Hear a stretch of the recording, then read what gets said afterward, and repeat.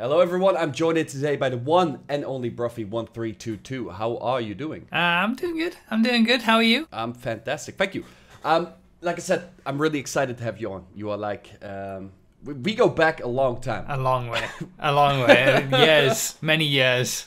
Most people probably don't even know. No, thank God they don't know, because that collaboration was probably the worst one I've ever done in my life. I don't know what the hell was up with that, and nobody looked that shit up, alright? And the videos will still be there somewhere. Nothing ever dies on the internet. No, they're around.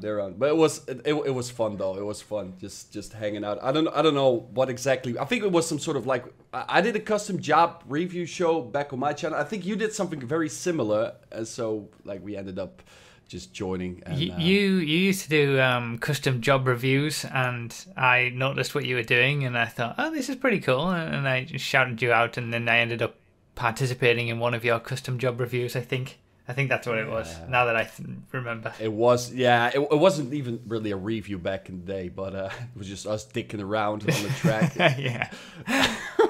Oh man, it's come a long way since then. Yeah, dude, a long way. You've surpassed 100,000 subscribers. Insane, dude. Thank you.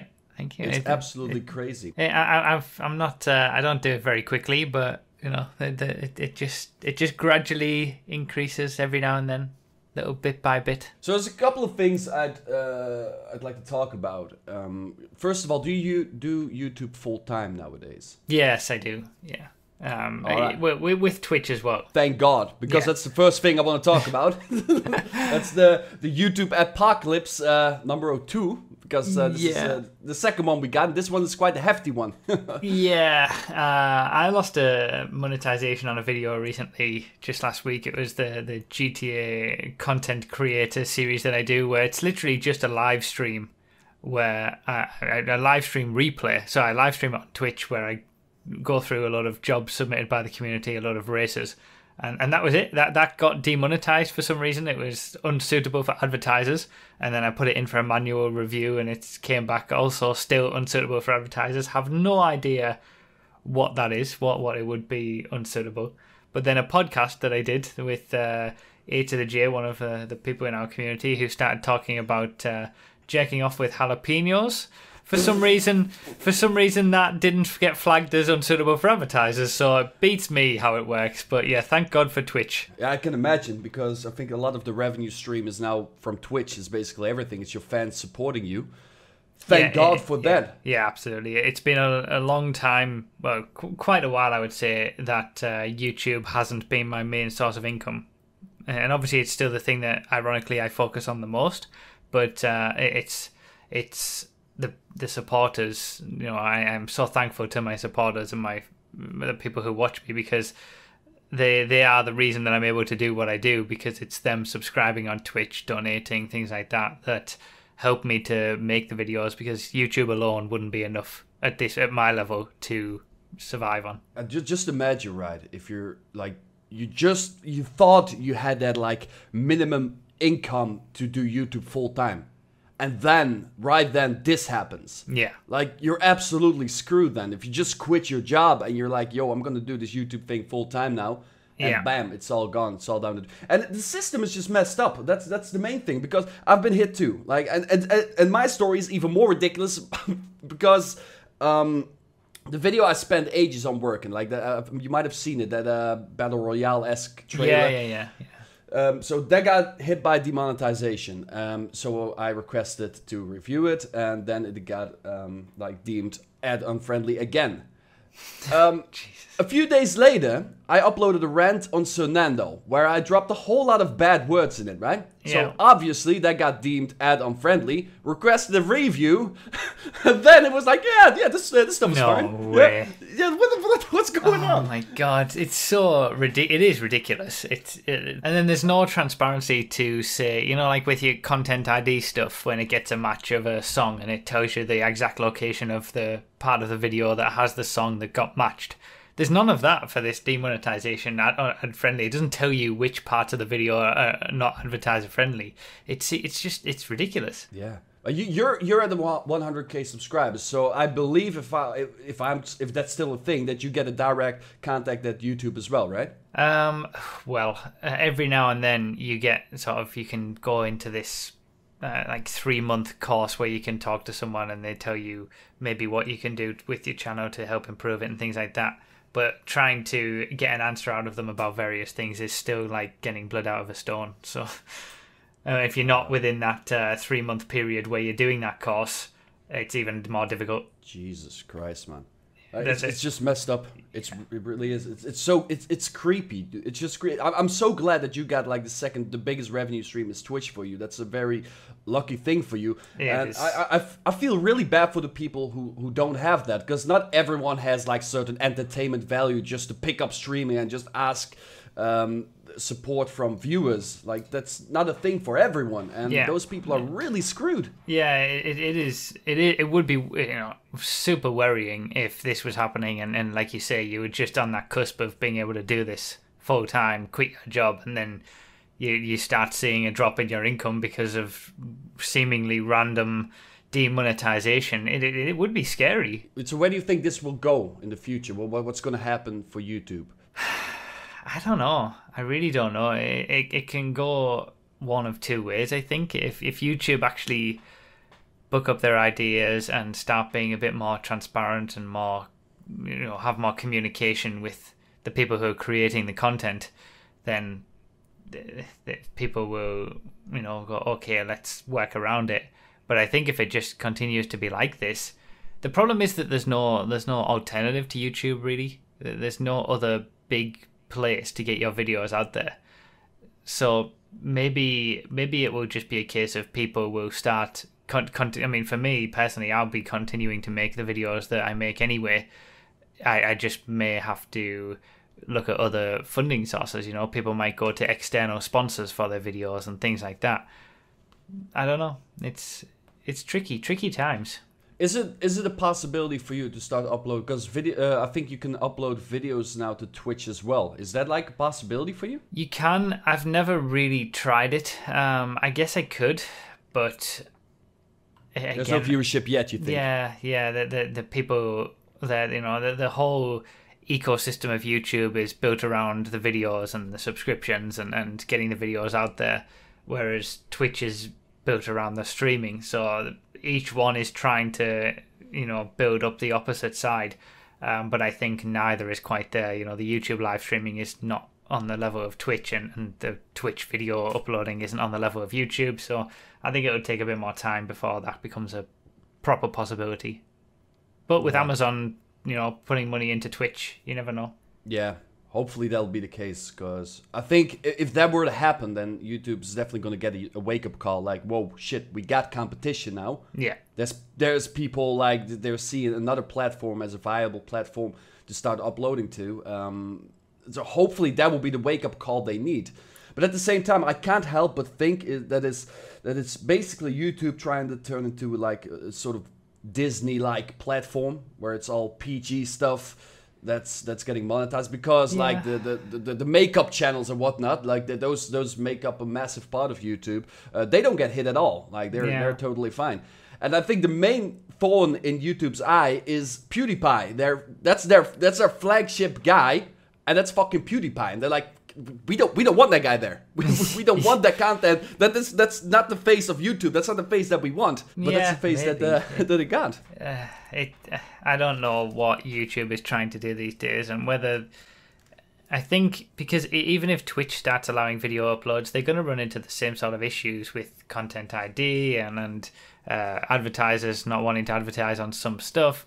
It's how much you rely on YouTube or Twitch or any video uploading software for your job, and how much that reliance of money comes from advertisers, I think. And if you can seek your own advertisement and your own sponsorships in that way, then you don't have to bother about whatever YouTube decides to do, or other advertisers external that don't mean anything to you.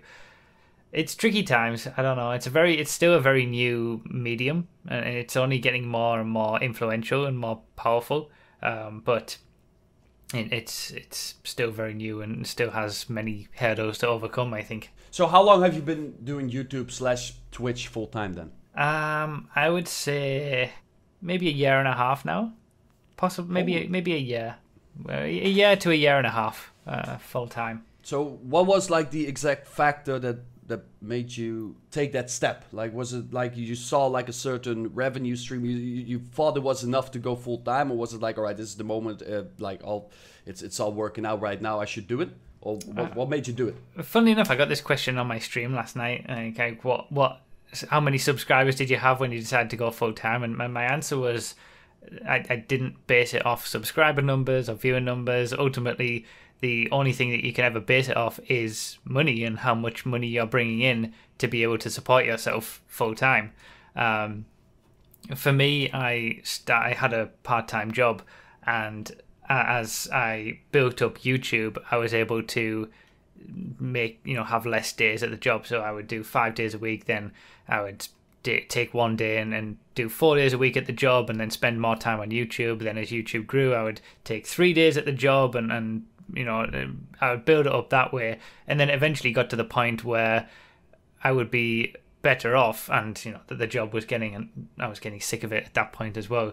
But I got to the point where I was going to be better off taking that final day away of work and just spending it making YouTube and making YouTube videos and doing Twitch instead. And so it was more of a natural progression rather than just a flat out, I'm going to go from full-time work to full-time YouTube. And I think that's the best way to do it, to be honest. It's such a huge change to try to make a difference like that. You've got to build it up gradually, I think. Especially with my channel, where I don't get instant 100k subscribers in 2 months or something. It's my growth is a lot more steady. So how was it like the final day at your job, and then like saying, yo, I'm gonna quit, I'm gonna do YouTube now? What was it like? I didn't tell them I was gonna do YouTube. It was just glorious to be able to quit. The job ended up being a case of I would be doing all the work that a manager would do, but for minimum wage. It's because I was capable enough to do all the work, but they didn't bother giving me any extra pay for it. So I was just totally sick of it by the point where I decided to leave, and I was just happy that I could just say, look, I'm done. I'm done with this.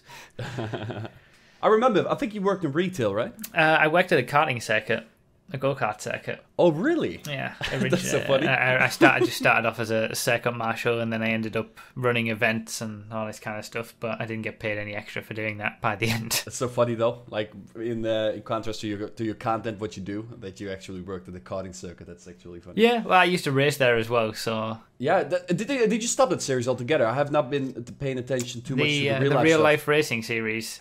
Yeah. Unfortunately, yes. Again, the same track. They banned the use of GoPros, so it wasn't possible for me to record the races anymore. So that was that series done. Why did they do that?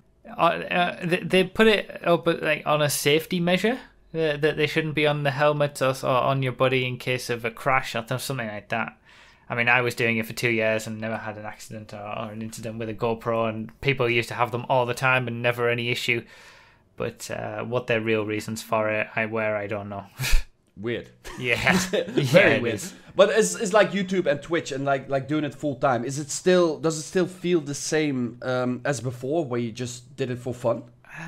It does most of the time. I still ultimately do what I enjoy to do, make the videos that I enjoy making, and stream the games and stream the things that I enjoy doing. If anything, it's a little bit more difficult because...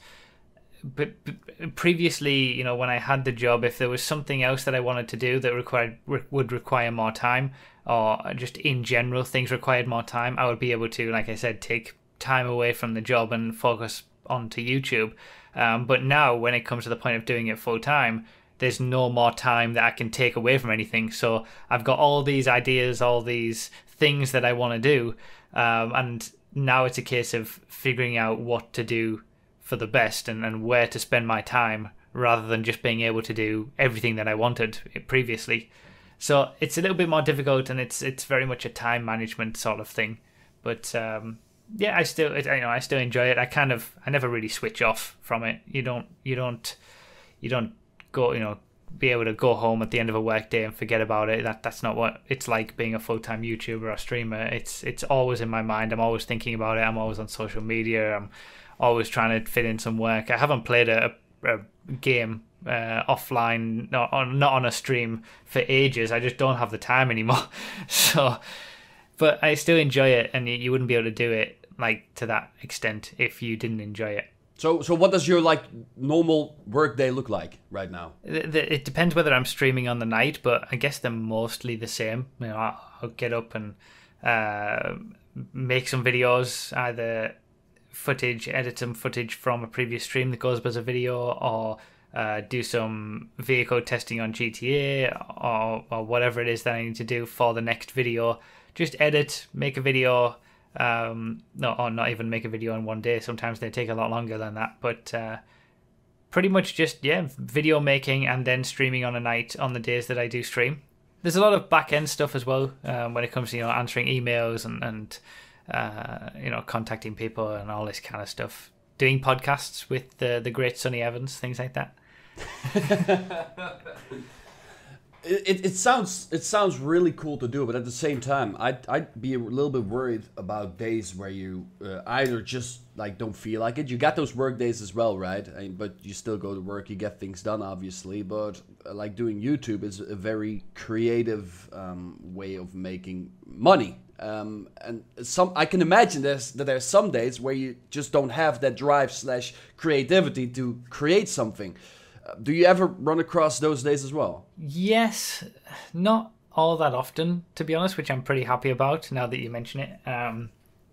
The thing is, I guess I always have something that I can do, and it doesn't always have to be creative type stuff. So if I'm not in a creative mood, I can be working on some other things relating to my stream, like donation sounds or spreadsheets that are related to giving people information or documents and things like that. More boring stuff that doesn't really require a creative mindset. I have plenty of stuff like that to be able to do as well. Answering emails, contacting people, stuff like that. Like I mentioned, it's not all creative. So again, it's this time management. When you want to be making videos when you're feeling the most creative, and there are some days where I get up, I know exactly what I want to say for a video in my head, and I just think, right, I've got to do this straight away. There's other days where I sometimes struggle, so I think, all right, well, let's just leave it for tomorrow and do something else. There's always something to fill the time, though. So there is a lot of hatred towards bigger GTA YouTubers, right? For clickbaiting, etc., and stealing content. You know where I'm going with this. Yeah, I might be aware of it. No, but now that you're doing YouTube full time, do you at least get some sort of understanding why they do it? Because that's their way of making money. Like, do you get an understanding for it, or how do you look at it right now? I mean, I've always said this, that I'm never going to have a major go or problem with their content. They do what they do. That's how they run it. They don't see YouTube as much of a creative outlet as what I do or what you might do or what other people do. They see it more as a business, as a job. And their job and their business is pumping out as many videos as possible, getting as many views as possible, regardless of the content, to ensure that they get as much money as possible from those videos. So that is the way that they treat YouTube, and regardless of my personal thoughts about whether that's right or not, that's what they're doing. So I can totally understand why they do it, and if they have rent to pay and all this kind of stuff. Normally they're making so much money from having so many good views that shouldn't be an issue for them. But I totally understand why they do it. But that doesn't necessarily mean that I agree that I think their content is good, but I get why they clickbait, because they're playing the system. They're treating it as a job more than a creative way to make good videos and good content. So yeah.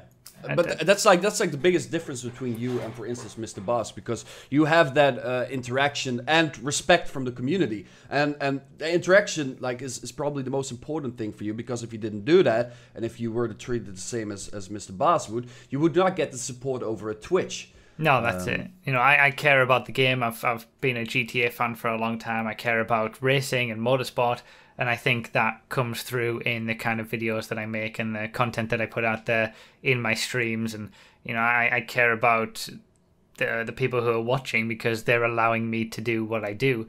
But with these bigger YouTubers, there is a little bit more of a disconnect there because they see it as more of just a numbers game. Get as many numbers, get as many viewers as possible, say what you need to say, do what you need to do just to get as many numbers as possible. And I've never really been like that. But I can't say that what they're doing is wrong, because they have more subscribers and probably make more money than I do. So, you know, it's up to the people who watch or don't watch these videos to decide what they want to watch and what they don't want to watch. And there's plenty enough people to watch those bigger YouTubers, so they must be doing something right. So I've seen an interesting change in your content recently as well, because you've been shouting out Power Realm and Central Gaming Hub a whole lot. Are you guys starting some sort of group, or what's going on there? It's interesting. I actually saw one of your videos talking about Power Realm and Central Gaming Hub, about the new content of YouTube, and does this mean the end for the big YouTubers, you know, with Central Gaming Hub, for example, doing those quick update videos that are high quality, really quick, get all the information out there straight away. It was your video that initially put me onto, and I knew about Power Realm Gaming before as well, but since you mentioned those two, I just looked at it and I thought, I've been waiting for this for pretty much 2 years, since Shaggy, you know, G-Unit, who used to cover GTA content a lot and do the racing stuff with me and things like that, since he sort of stopped uploading regularly, I've been waiting for good YouTubers in GTA of the same sort of level as me to crop up, and these are two perfect examples. And I was thinking about it, and I looked at it and I saw that we kind of, when it comes to GTA updates, we cover very similar things about the update, but in different ways. So Pyrealm does his overall review video of a new car. Central Gaming Hub does the overall review video of the entire DLC, and then I do my testing video of the car about its performance. And I thought those are three distinct areas that are closely related but different enough that we can get together and shout each other out and form this. I've mentioned, it's been mentioned on a Reddit post, I think, the holy trinity of GTA YouTubers or something. But you know, I just thought that could work perfectly if we all started to shout each other out. We're all making high quality content, and it's relevant to each other and different enough that people would want to see all three videos to get the full aspect of a DLC. So I contacted the two guys and I got them together. Me and Mikey from Central Gaming Hub did one for the XA21 originally. That was the first time, and then we got Pyrom in for the Ardent video as well. And it, you know, it's worked out well, I think, and I think it's good to help each other in that respect, because the big GTA YouTubers get so much. They get so much hate as well, but so much promotion from people hating them, that it's good that, you know, the smaller guys who are putting out the good content and the high quality stuff, which I hope I'm a part of, are all working together to try and, you know, share audiences and get the word out of each other as well. So I was waiting for a day like this to come, where there was instead of people complaining, like me included, actually new people coming up and showing, yo, this is what you're supposed to do. This is the content done right. Yeah. And that's and you've always been that guy, because ever since you started doing GTA 5 videos, always back in the day, 4 years ago, 3 years ago, you always do the same sort of content, never clickbaited, just be that good guy in the community, and that's paid off really well, of course. So now with Central Gaming Hub and Pyram doing the exact same thing, I was like really happy to see like this collaboration. But it did bring one question to mind: why did you never do this yourself? What in terms of the type of content? Yeah, the news. Like you've always covered like car specific stuff, and it's completely within your potential and possibilities to cover everything in the DLC. Yeah, why didn't you do that? I think certainly recently, and I think this is a reason that, you know, especially Pyram and Central Gaming Hub, they have grown significantly over the last few months, so much quicker than me. Like I said, I've been more of a steady growth, and I think some of the reason for that is because my channel sometimes lacks a little bit of identity. I'm trying to put on so many different things, so many different sides. I do vlogs that are completely unrelated to GTA.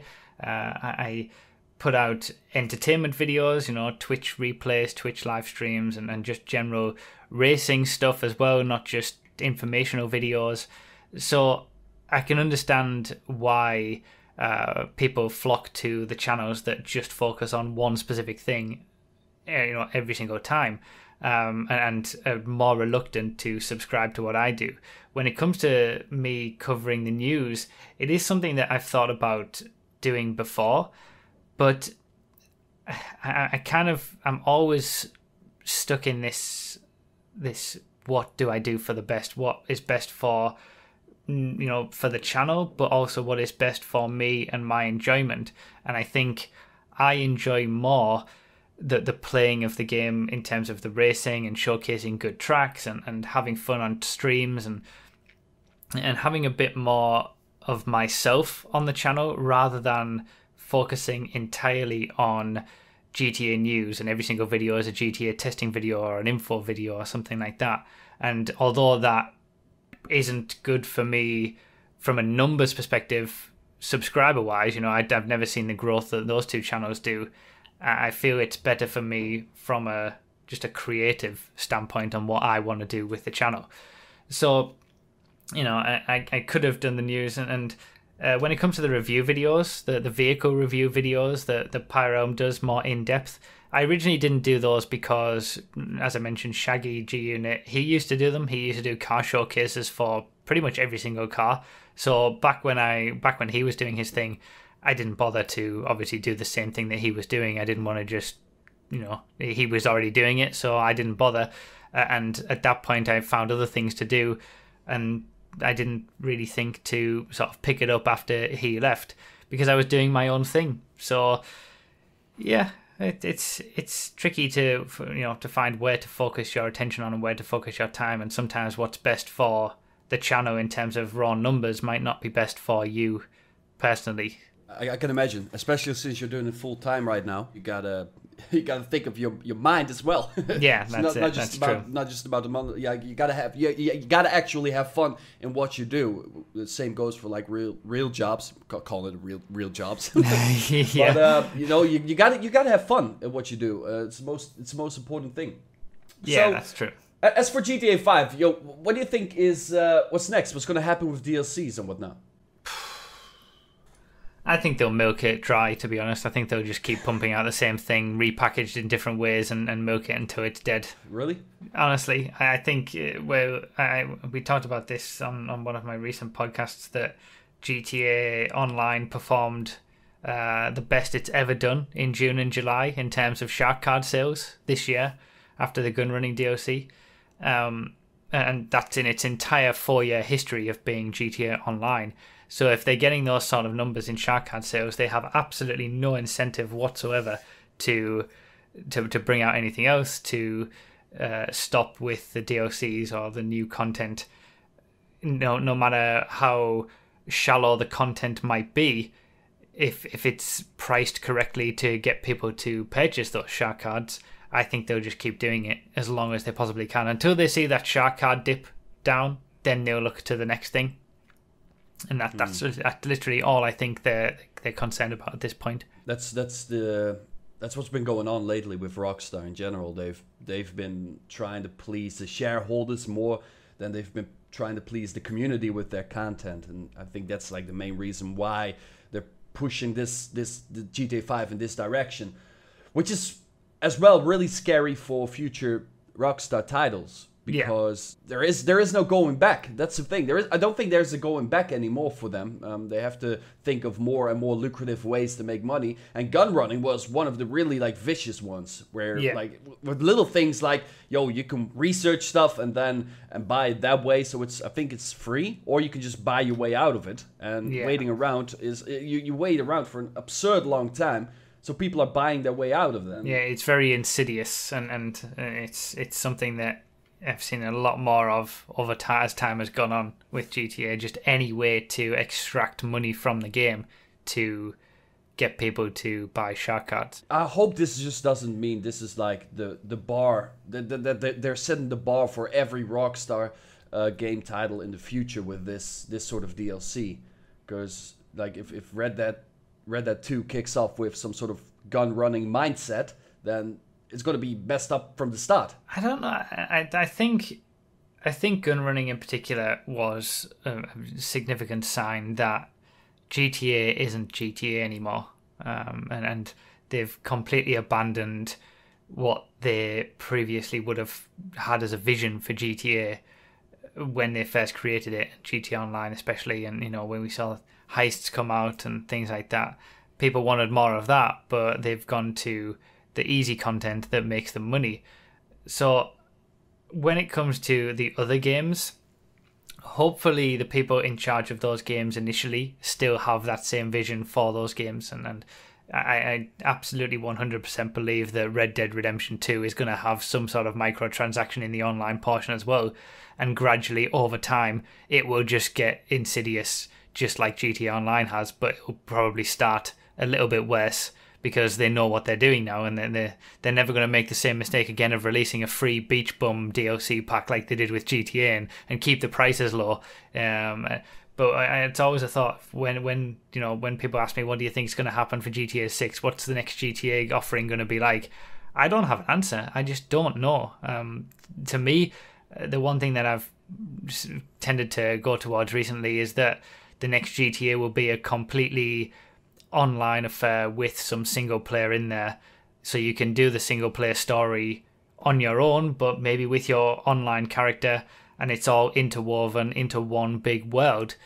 Because they this, like you said, this is the bar now. That they realize how much money they are making and they have made from GTA Online, and they want to continue that. They're not gonna just stop. They're not just gonna release a game and not have shark cards and not be insidious to try and make a lot of money, because they're making money. So it is worrying about, Rockstar have changed a lot, and the gaming industry itself has, because of microtransactions, but they work. And they just simply, like, I can't stress enough, they can't. It's impossible for them to back down anymore because of the shares.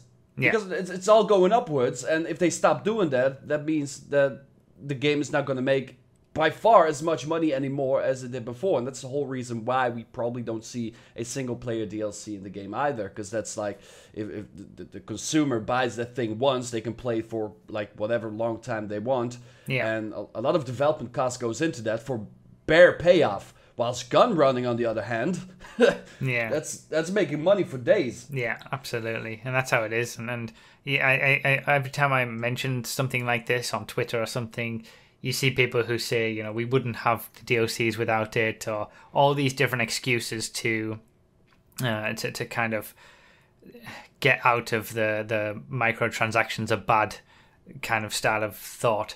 And to me, it's all just very blind ways of thinking. Like, if you're not seeing what Rockstar are doing to try and extract as much money out of everybody as possible, you're not looking at the full picture, and you're not really getting it, to be honest. Because it is very, like I said, it's very insidious. And besides that, they're actually destroying the game step by step as well. Yeah. Because none of the stuff in gun running, first of all, actually makes sense. Like flying bikes with rockets. Yeah.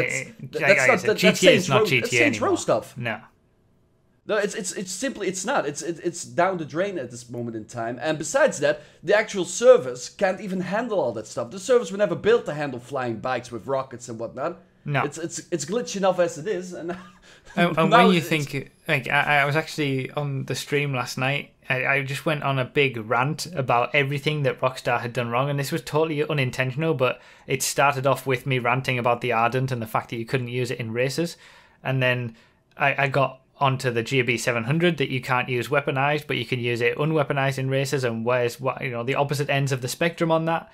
And then all these other things started cropping up to mind of all these bugs and glitches and things that don't work anymore, and ways that Rockstar have been inconsistent with their decisions, and they just, it feels like they don't care about the game experience enough to fix all the things that are wrong, and instead focus that attention on creating new content that will break the game further to drive the shark card sales. And gun running in particular was one of the worst for the game in general, I think. You know, there's such over-weaponized vehicles, such ridiculous vehicles that cost a lot of money, so they're going to make them a lot of shark card money, but they, as a whole, decrease the game experience, and that's what we've been seeing more, I think, with Rockstar and GTA as time's gone on. I'm really glad that people like you with like a bigger following are actually very vocal about this, because I don't know whether it can change, but at least we could like slightly change the course of GTA 5 where it's going right now, hopefully, if they were to listen to all of the people crying out. But I mean, my opinion on shark cards has completely changed. You know, originally when the prices for things were quite low and the game design didn't seem to be affected by shark card sales in the early days, and we got heists and things like that, I didn't really have a problem with shark cards, and I don't have a problem with microtransactions in games in general, except when they start to decide how the game is being developed, and instead of creating something for the game experience, it's something that the time is taken to instead create something that will drive microtransaction sales. And that's the distinction that I think Rockstar have overstepped that line now, and lots of game companies are doing that now, where microtransactions become the sole reason to develop something, rather than, again, you know, like you said about the single player DLC, we're never going to see a single player DLC that was promised because it doesn't make the money. And that is an exact example of microtransactions changing the way that the developers develop for the game. And now I as every point that I possibly can say, do not spend money on this game more than, you know, you're already paying $60 or whatever it is now for the game. It's already meant to be a game in and of itself. Don't spend any more money on it, because you're just supporting this way of creating games, and I don't like it at all. I've always wondered, right? Because a lot of these decisions and the course of GTA 5 is of course being influenced by Take-Two as well. So I've always wondered what Rockstar devs themselves think about this entire course and the DLCs they are creating themselves, because they know damn well what they have to do in order to please the shareholders. But you know, dude, I'd like to think at least that they would rather create a single player DLC. Yeah, I mean, I would ask. I've always wanted to speak to the developers, the people who actually create the game, not just the community team, but the people who actually are there making the decisions about the game, creating these various different DLCs and things.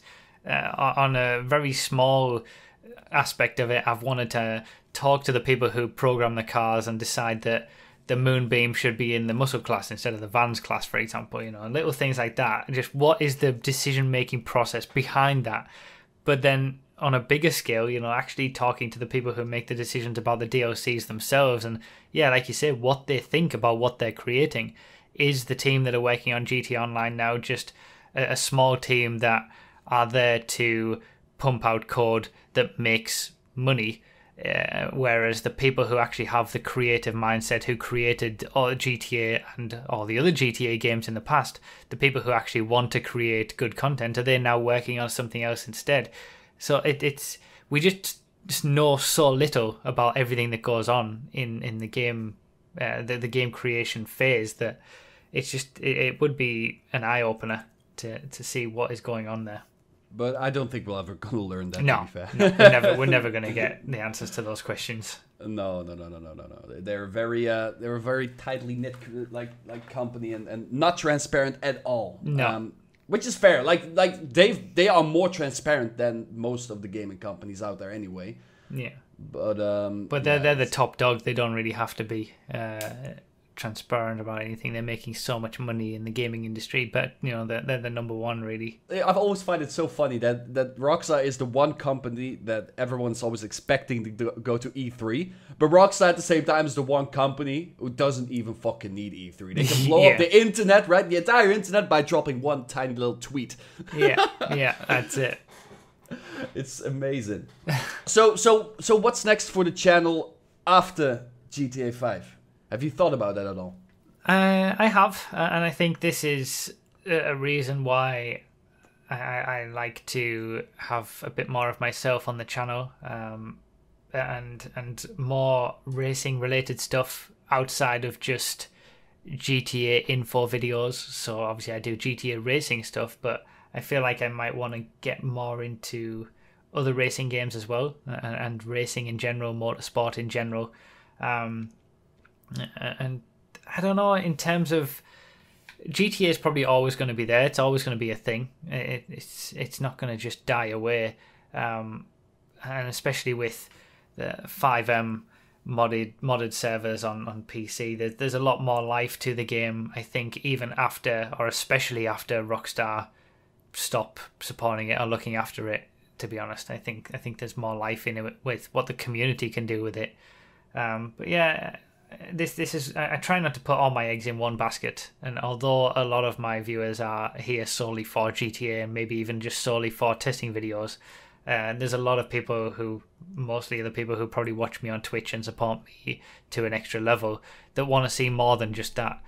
So I feel very fortunate that I have that core base of viewers there that will, that hopefully will watch whatever I decide to do because they're more interested in what I'm interested in doing and racing in general and things like that than just the game. So I don't know, it's just I've always had a idea of things when it comes to YouTube and Twitch and this whole thing in general. I just take it day by day, step by step, make what I want to make, do what I want to do, and we just see where it goes and where it ends up. All right. Broughy, thank you so much for taking the time in your day to come on my silly little channel and on the podcast.